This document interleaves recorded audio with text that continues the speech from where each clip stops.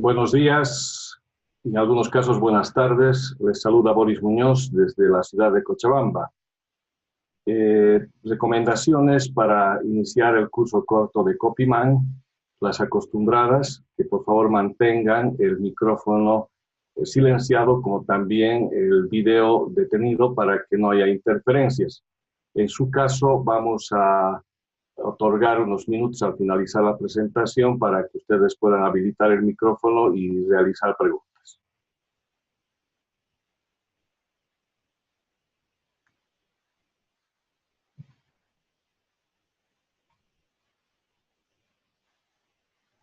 Bien, voy a compartir pantalla para dar inicio al curso. Estoy atento también a la administradora del soporte informático para que me pueda guiar si es que hubiera alguna interferencia.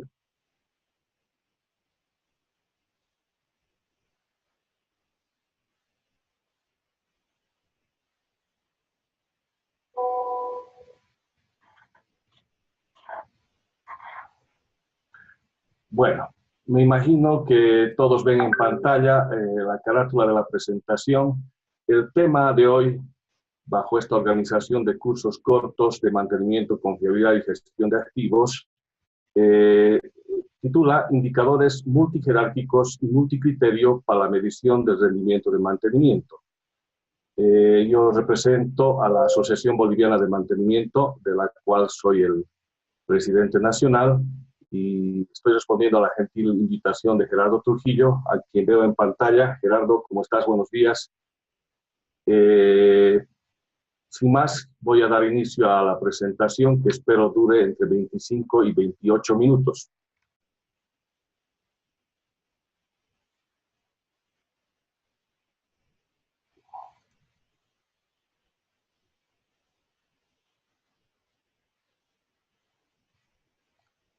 Bien, para poder hablar de este tema necesitamos conocer los conceptos de lo que es la manufactura de clase mundial.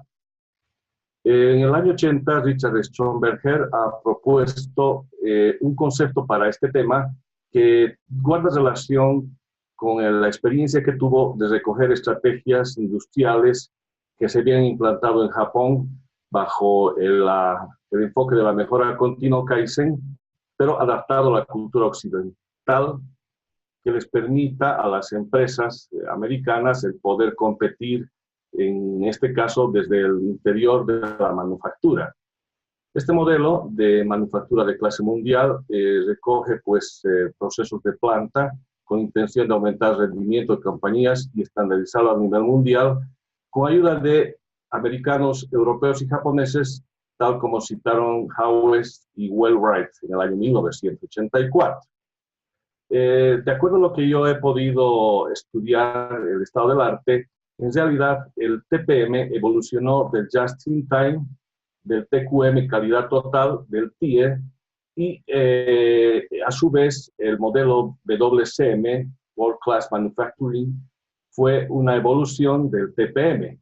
No es de extrañar entonces que, por ejemplo, acá muestro en imagen los 8 pilares del TPM, gentilmente servidos por Olival Tavares, y muestro también que el World Class Manufacturing contempla también, en realidad, 2 pilares adicionales, pero en el fondo el enfoque es el mismo. Vamos a hablar de lo que es la clasificación de la industria en el sentido de que esta se puede clasificar en 4 segmentos según la actividad económica, por su tamaño, la propiedad del capital o su forma jurídica. En esta ocasión vamos a hacer referencia a la actividad económica en el sentido de que esta a su vez se subdivide en empresas que son del tipo extractivo de materia prima, las que transforman esa materia prima como son el sector secundario o industrial o manufacturero, y las empresas que sin modificar materia prima prestan servicios, por lo tanto es el sector terciario. Cada país, por lo general, tiene una clasificación industrial propia, de tal manera de atender sus leyes, sus reglamentos. Sin embargo, es necesario integrar todos estos tipos de clasificaciones de economía para poder compararnos internacionalmente actividades económicas de un país con otro o incluso de áreas con otras áreas, como es el caso de Sudamérica con Norteamérica, Norteamérica con Europa, etc. Para ello, la ONU ha establecido una clasificación denominada CIIU, que es la Clasificación Internacional Industrial Uniforme, que en realidad constituye una estructura que clasifica conceptos, definiciones, etc. En Bolivia tenemos al Instituto Nacional de Estadística, que es el encargado de hacer estas clasificaciones de actividades económicas, y estas actividades se registran en una institución llamada Fundempresa, que tiene registrados actualmente 19 categorías de las 24 disponibles en la CIU. En el cuadro muestro, evidentemente, todas las actividades que han logrado clasificar de estas 24 y son las que actualmente se manejan en nuestro país. También comentar que en Estados Unidos existe, en realidad en América del Norte, un premio llamado Excelencia en Mantenimiento, que este premio, cuyo acrónimo es NAME, es un programa anual que pretende reconocer con premios a las empresas que se destacan en lo que es la excelencia operacional, en particular en la excelencia en el mantenimiento.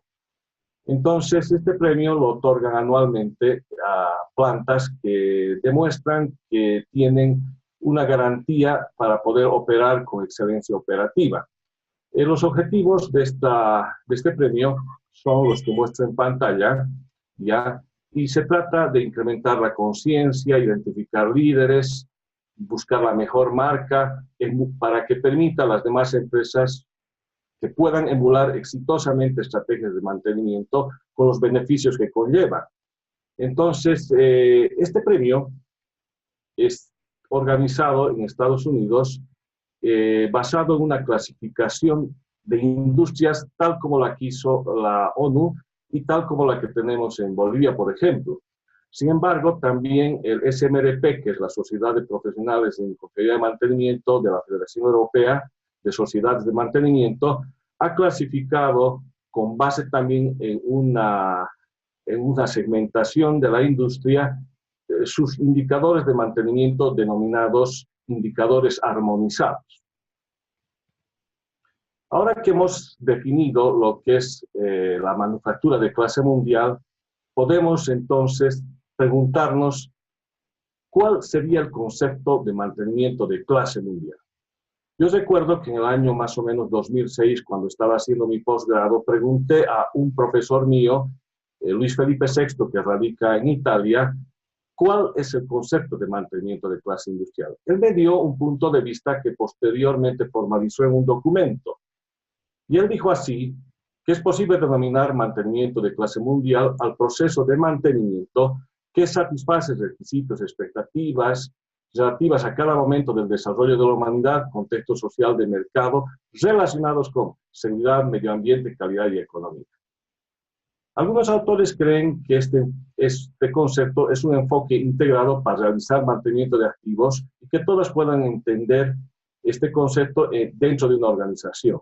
Otros consideran que crea oportunidades para hacer procesos de trabajo más eficientes, eficaces, además universalmente aplicables, también con los conceptos de seguridad, economía, eficiencia global de activos. Pero entonces existe un conjunto de ideas y hasta donde he podido entender, estas ideas están dirigidas a alinear el concepto de mantenimiento hacia un enfoque proactivo y tiene 5 características fundamentales. Ya no ver el mantenimiento como gasto, sino como generador de ganancias, enfocar los recursos para generar un buen retorno de la inversión, evitar en lo posible el mantenimiento intrusivo, es decir, el mantenimiento preventivo, que en realidad es basado en frecuencia, mal llamado preventivo porque la norma dice que es predeterminado, y el preventivo en realidad es predictivo más predeterminado. Pero en la jerga, por lo menos en Bolivia, llamamos mantenimiento preventivo aquel que se realiza a una frecuencia determinada y por lo tanto esa intervención generalmente es intrusiva. También medir resultados y también emplear un sistema de gestión eficaz. Pero para implementar cualquier tarea, evento de características de un mantenimiento de clase mundial, sí o sí se necesita implementar un sistema que permita comparar lo que hacemos con lo que hacen los demás. Ese es el denominado benchmarking. Comentar que en Bolivia, en el año 2011, la Asociación Boliviana de Mantenimiento llevó, o intentó, mejor dicho, llevar a cabo un benchmarking con base en indicadores de clase mundial, con los objetivos de medir resultados de las empresas competidoras de un determinado rubro con respecto a ciertos factores que permitían establecer que había éxito en esa industria, determinar cómo se conseguían esos resultados y utilizar esta información para establecer objetivos y estrategias que las empresas puedan implementar. Recordarán que los índices de clase mundial son 6, llamados de clase mundial porque se utilizan o deberían utilizarse según la misma expresión en todos los países. Recordarán que de estos índices 4 son de gestión de equipos, tiempo medio entre fallas, tiempo medio para reparar, tiempo medio para la falla y disponibilidad. Y 2 de estos últimos son de costos, gestión, costo de mantenimiento por facturación y costo de mantenimiento por el valor de reposición. Lamentablemente, el proyecto iniciado en 2011 no llegó al objetivo logrado, no fue exitoso, pero nos permitió identificar problemas que se presentaron y analizar el porqué de estos problemas y posibles soluciones. Primero, que había una gran variedad y cantidad de indicadores en las distintas empresas, diseñados además subjetivamente de acuerdo a la formación académica, la experiencia profesional y hasta, diría yo, la coyuntura que estaban atravesando en lo social y político los gerentes en funciones. También la información provenía de enfoques de medición de gerentes tradicionales y, por lo tanto, esta información era, pues, hasta cierto punto obsoleta. También había el problema de que los indicadores no estaban relacionados entre sí, eran independientes, por ejemplo, diferentes al enfoque que tiene el OEE, que es el indicador global de efectividad de las empresas, muy utilizado en el TPM, seguramente muy conocido por ustedes. También existían indicadores intangibles, obviamente evaluados en su mayoría de manera subjetiva, que entorpecían una posible valoración o cuantificación. Y por ende, había un elevado riesgo de que si nosotros continuábamos con el benchmarking, con todas estas restricciones, podíamos llegar a tener malas interpretaciones y comparaciones inadecuadas, principalmente también porque no estaban considerando estos indicadores las condiciones homogéneas. Por ejemplo, una empresa que esté ubicada en un sector donde hace mucho frío, de hecho actualmente hay 13 grados, estoy abrigado como pueden ver, estamos entrando a la zona de invierno, cuando en Santa Cruz pueden estar a una temperatura mayor. Bolivia es muy diversa en topografía y temperatura. Les preguntaría si me podían responder, pero para ganar tiempo yo mismo voy a plantear respuestas. ¿Cuál cree usted que es el objetivo de los indicadores? Proveer evidencia tangible sobre el seguimiento de los procesos de mejora y el alcance de objetivos. Proveer evidencia tangible, permitir el establecimiento de estrategias para alcanzar un alto desempeño. Facilitar toma de decisiones. Permitir realización de benchmarking. Quizás hacer públicos los resultados. O saber cómo estamos frente a los objetivos. Lo interesante es que hay puntos de vista coincidentes. Todo lo anterior es cierto, pero tratando de resumir, voy a citar un par de ejemplos de gente de mucha experiencia. Es el caso de Carlos Lim, que tiene una fundación. Él resumió de que los indicadores en la industria son herramientas con las cuales se mide el nivel de rendimiento de un proceso. De la misma manera, Amado Salgueiro dijo que la medición a través de indicadores permite observar el desempeño en el tiempo para buscar formas de mejorar este desempeño y hacer seguimiento del alcance de los objetivos propuestos por una empresa en un tiempo dado. Analicemos casos reales de estudio. El primer caso, indicadores que fueron sugeridos por la G y MDG en un programa de gerenciamiento de activos en el año 2006, que era relacionado con las plantas de mejor clase que habían, plantas industriales. Es un benchmarking asistido por la Sociedad de Profesionales de Mantenimiento y Confiabilidad en Estados Unidos, y el resultado fue el siguiente. Ellos emitieron estos valores que por tema tiempo yo simplemente voy a describir unos 3 o 4. Por ejemplo, el primero, establecieron que las empresas bajo la encuesta tenían costos de mantenimiento que oscilaban entre el 1.4 y el 3.1% del porcentaje del denominado RAP, que es el valor de reemplazo de construcción de la planta, o valor de reposición de activos, como conocemos los latinos. En este tema, por ejemplo, las empresas que estén gastando más del 3.1% en mantenimiento son empresas que están haciendo un sobremantenimiento. En contrapartida, las que están con 1.4 han optimizado sus costos de mantenimiento. En Bolivia, por ejemplo, en el sector eléctrico reconocen 3% de la inversión, vale decir, el valor de reposición, a las empresas que tienen instalaciones y que deben hacer con este 3% la operación, mantenimiento y administración.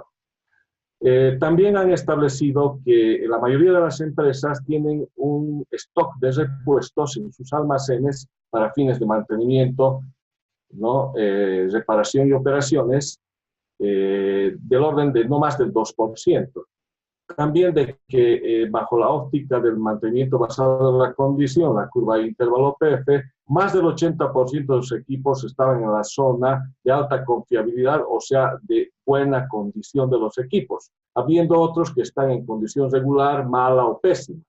También dedicaban 30% del trabajo, del esfuerzo de la gente, ya para implementar el mantenimiento llamado preventivo o predeterminado, pero de los cuales 15% era para la ejecución del preventivo y 15% para análisis de los resultados, pero este preventivo no debía aplicarse a más del 20% de todos los equipos.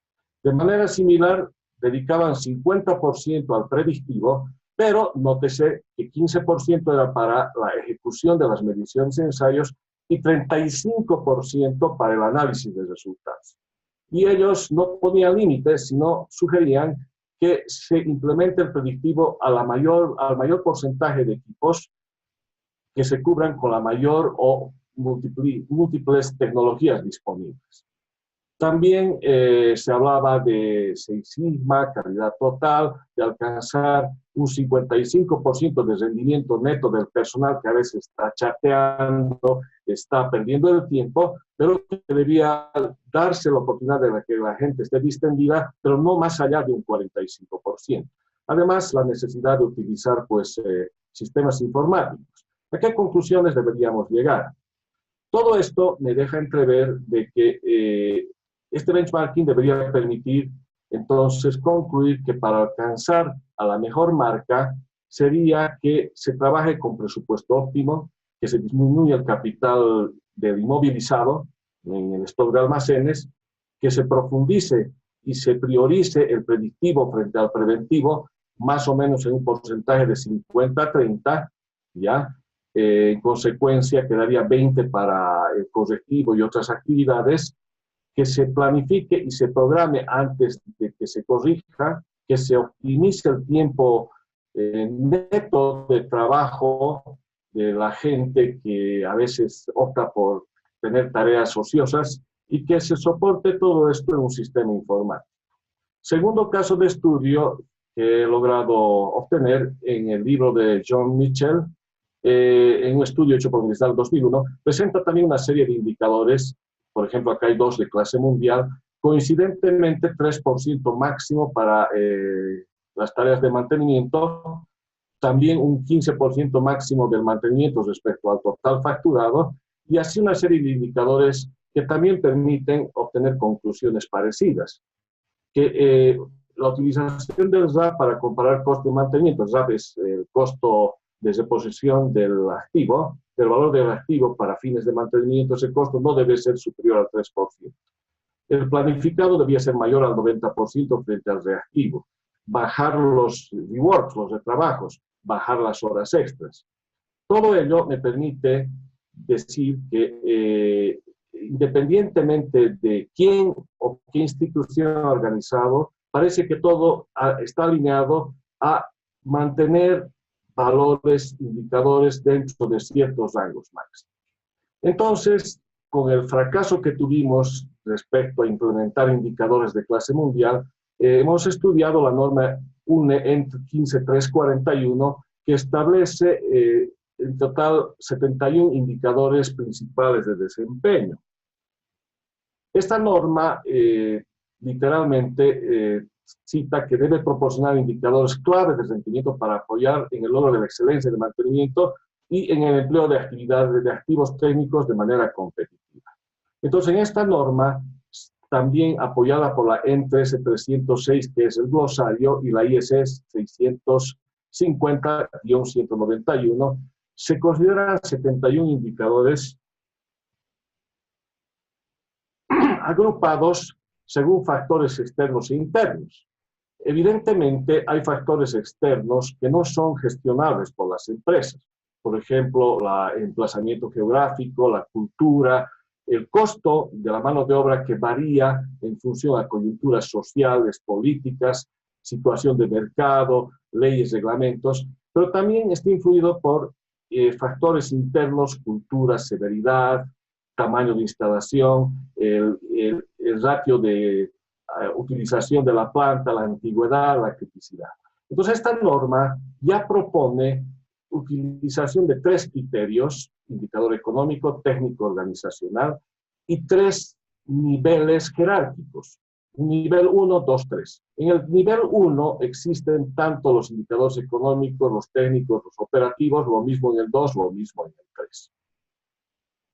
Esta norma aclara tácitamente que se estructuran en 3 niveles jerárquicos y dice también que estos niveles se pueden ampliar dependiendo de los requerimientos de la empresa, pero en cuanto a esta norma, contempla los 3 niveles como enfocando al nivel más alto de la dirección, a nivel de la compañía, que es la que gerenta, decide, define la misión, visión, niveles intermedios y niveles operativos.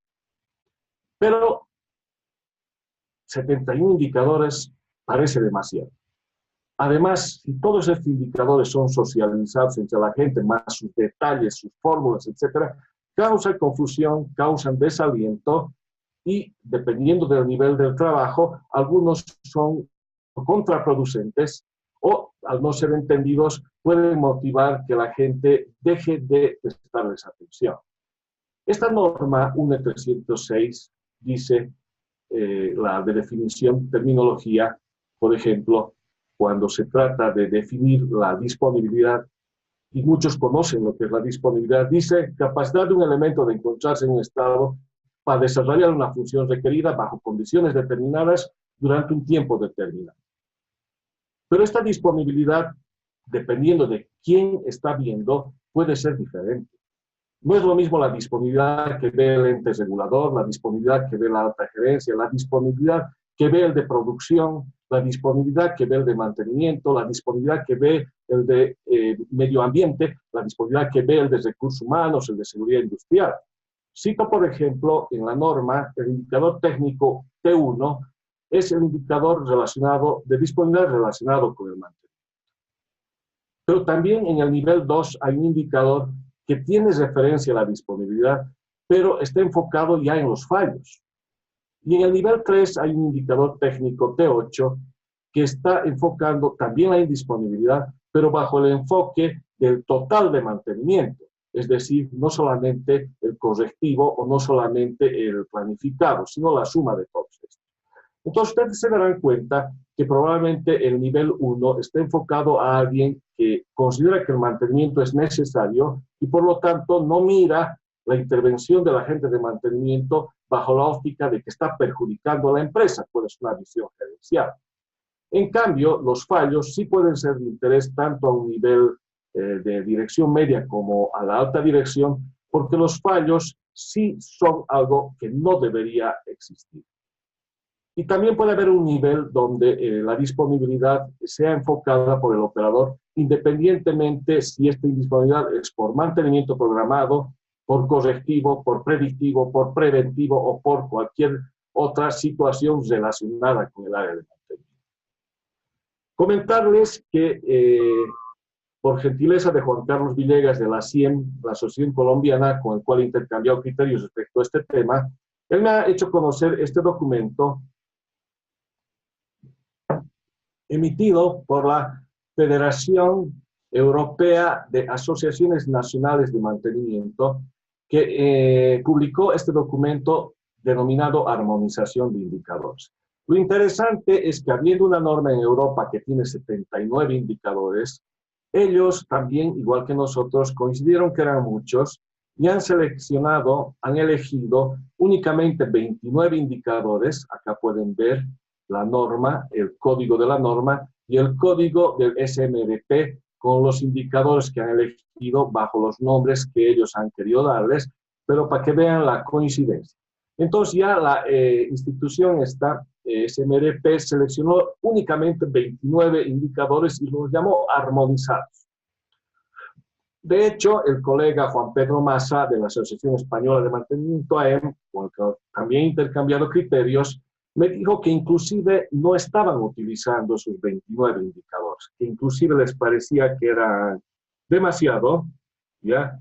Y por lo tanto seleccionaron de estos 29, 15, que son los que estoy mostrando acá, ¿ya? Entonces, de estos 15, citó un ejemplo, también cedido muy gentilmente por Juan Pedro Massa, de que se había aplicado ya en la industria del negocio farmacéutico y como resultado de los workshops en mantenimiento en Croacia, Irlanda, Dinamarca y la contribución de 12 compañías, habían editado este cuadro donde se muestra el porcentaje de utilización de los indicadores y también el código de la norma 15341, la norma europea. Entonces, de los 71 indicadores, quedan 29 bajo la óptica de la institución que les comenté, el SMRP, y luego quedan 15 que han venido a aplicar. Lo anterior nos abrió los ojos y nos hizo pensar entonces que nosotros podíamos trabajar con ese enfoque, pero adicionalmente estudiamos lo siguiente. En una publicación de Galayani y Noble muestra que respecto a los multicriterios en cuanto a la medición del rendimiento de mantenimiento, en el año 80 se había iniciado una primera fase que estaba orientada a ver al mantenimiento bajo la óptica de un área que gasta. Y por lo tanto, ellos enfocaron el rendimiento de mantenimiento con indicadores que apuntaban más a la contabilidad para evaluar los costos derivados del mantenimiento. Esta primera fase fue desplazada, o más bien no desplazada, pero mejorada en el año 80 con una visión denominada visión balanceada e integral. Entonces, tradicionalmente, vista como gasto, empezó a verse como que el mantenimiento es una inversión. La estructura multijerárquica que existe hoy en día para evaluar estos rendimientos del mantenimiento tiene 3 niveles: el estratégico, el gerencial y el operacional, apuntando a la alta dirección, mandos medios y a la parte operacional. Todo esto bajo la óptica de Balance Scorecard, y para los que recuerdan o no conocen, el Balance Scorecard es una herramienta creada en Harvard por Norton y Kaplan que permite establecer lo siguiente. En una situación actual, una empresa está en A, quiere llegar a B al cabo de 2 años, tiene restricciones o políticas de la empresa, también restricciones de la estructura, en tanto puede moverse dentro de este ancho de banda. Lo teórico es ir por línea recta lo más rápido, pero la realidad es que hay desvíos. Entonces, la empresa elige un camino que se llama estrategia y en ese camino pone indicadores con objetivos parciales que le permitan llegar a esta meta, siempre mirando a una misión a futuro, no de 2 o 3 años, sino mucho más allá. ¿Ya? Entonces, este cuadro de mando integral sería insuficiente hoy en día y existe el cuadro de mando integral extendido que además de contemplar las 4 perspectivas tradicionales que Kaplan y Norton establecieron, la financiera, el cliente, procesos internos, aprendizaje, incluye perspectivas de salud, seguridad, medio ambiente, satisfacción del cliente interno, y por lo tanto le llama cuadro de mando integral extendido. Entonces, ¿qué propone la SWOMANO? Primero, nos basemos en una metodología ya propuesta por un estudio en el año 2006 de este señor Parida y Gopi, que proponen un marco de trabajo combinado, multijerárquico, multicriterio, para medir el rendimiento de mantenimiento mediante indicadores.